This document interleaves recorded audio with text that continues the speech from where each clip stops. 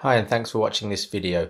This video has been inspired by a guy called DBug on YouTube who does a lot of Oric videos, and it was inspired because he was trying to load a real tape from a real tape recorder into the Oric and it didn't work. And I thought to myself, I wonder if my Oric still works.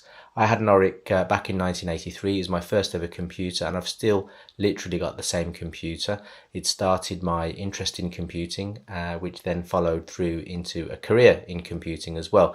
So I have a lot of nostalgic memories of the Oric, and I'm going to do a little unboxing of mainly the Oric, which is this box that you see here, and I'm going to use this tape recorder, which also is an original W.H. Smith data recorder that I got in late 1983 along with the Oric, so that I could load and save programs.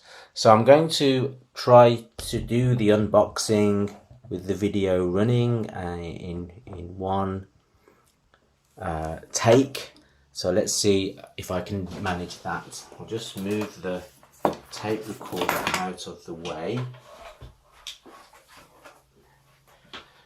And then let's see if I can do this without breaking it. It's battered box, of course, 1983. Didn't look after things as well as I do these days, but the poly is fairly okay, the original poly. If I take it out, there is the Oric. So this is actually, technically it's the second computer I've ever had.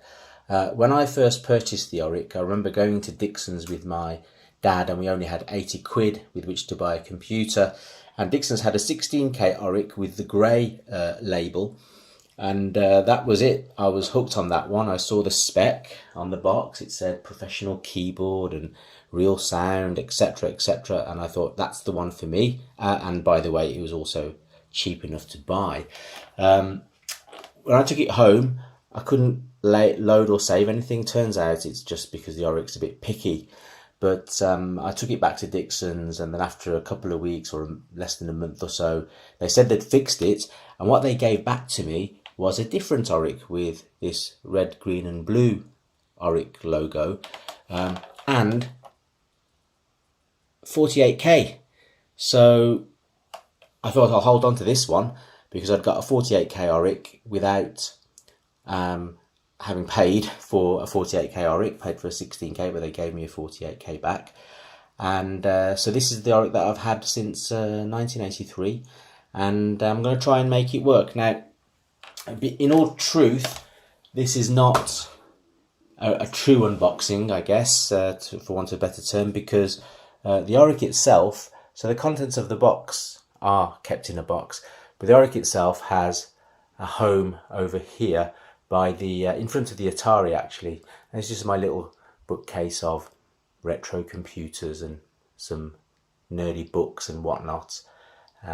So that's where it normally lives, but I thought just as a bit of nostalgia, I would put it back in its box and take it out. So what else is in the box? There is a Oric power supply. These power supplies were very unreliable, and this one, I'm afraid, hasn't stood the test of time.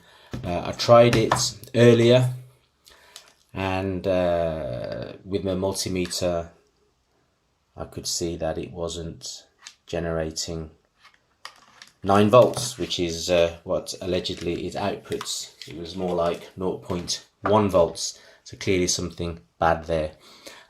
There is an RF cable that comes with the Oric, but you can't tune it into a modern TV these days. And in fact, the RF modulator in the Oric is pretty dodgy as well. And after 36 years, in fact, it's really not creating a signal that anything could tune into. So what I have got, quite a few years ago, when I'd last unboxed the Oric, I found some instructions on how to wire up the RGB of the Oric, its RGB out, to a SCART connector. And it works apart from you need this little fly lead here to connect to the plus 5 volts to give the SCART a signal, otherwise the TV doesn't think there's anything connected. So this actually works pretty well. It's really old as well, so it's been in the box and the poly has melted onto the lead. So yeah, this is like what happens when you keep stuff like this packed away. You think it's safe, but things are reacting with each other chemically. And then I got some software. Unfortunately, this is I had more software than this in the day, but Hopper, we played this a lot, my sister and I, by PSS Software. Yeah, this was great fun. Frogger type game, as you can tell. Then this was part of Virgin, had a software division back in the 80s, and them was a low price, I think it was $1.99 game. It was okay, played it a couple of times, not brilliant. And then this was a good game, Ghostman by 7 Software. Played this a few times, kind of enjoyed this one. Maybe I'll try and load this one as well a bit later on. And then this is a really good game, Krylis by Orpheus Software. This is a scramble type clone. Pretty good actually, good graphics, good sound, and good sort of side scrolling as far as I can remember. Again, I might try it, although I'm pretty sure I've played all of these games on the PC emulator. So I definitely remember it more recently than when I last actually used it on a real Oric. But this is one that I didn't know I had, and slightly fascinating. What it says on the side here, it says SEM 0 to 18 and SEM, S 20 to 104. I think this is an assembler that I wrote as a teenager, as I got into machine code and I wanted to go beyond just typing in the hex codes, which is what I used to do. I needed something a bit more capable to write more complex programs in machine code, but I couldn't afford a real assembler. So I ended up writing one in BASIC. I was proficient in BASIC by then, hence why I was wanting to go into machine code. And that is the program. And if it works, it would be absolutely amazing, because I think I wrote that program back in something like 1980, probably late 84, maybe 85. So I would have been about 14, not yet 15 in all likelihood.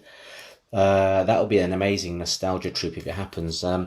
If it loads, then the last thing is the Oric manual, which actually was okay. It was not a bad manual. I used this to take me from zero, literally, to ultimately being able to learn machine code. I mean, it wasn't comprehensive. I mean, it's not that thick, but as an example, it goes from telling you to type this into the computer.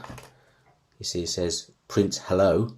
And I remember doing this. That was the first line of BASIC I ever typed into a computer, and it printed hello. But I remember thinking at the time, shows how little I knew, the computer was saying hello back to me. I didn't understand that it was just doing whatever I was telling it to.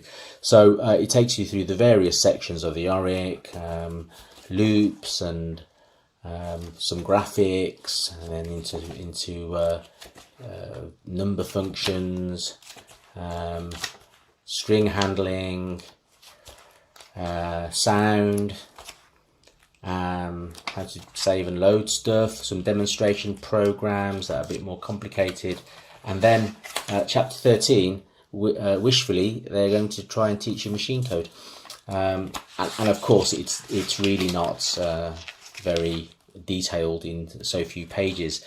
But amazingly, in the back, that came in really handy.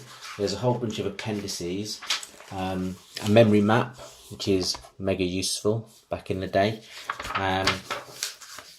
control codes, attributes for the screen. It's quite extensive, and you think, you know, for such a basic computer, they would give you a lot of information in these manuals. ASCII codes, which I still remember off by heart because of this actually. Hex to binary table, pinouts for the hardware, again quite useful if you want to do some peripheral work. And then the thing that I remember vividly from the day was then the 6502 programming model, all of the machine code mnemonics of the MOS 6502, and then several pages of the mnemonics with the actual hex opcode for every addressing mode that was relevant for each mnemonic. And in fact, I still remember most of these hex codes off by heart because I did so much work in just direct hex when I was doing initial machine code before I got an assembler, that I still remember that A9 is, for example, LDA, which is load accumulator, or 69 on the very first line here is add accumulator. It's just quite crazy what kind of things one's brain retains over the years. Maybe would have been useful to be able to retain some of my other school stuff. But there we are. That's the Oric unboxed. I need to plug it all together, and then I will come back with the demonstration of the Oric trying to load a game.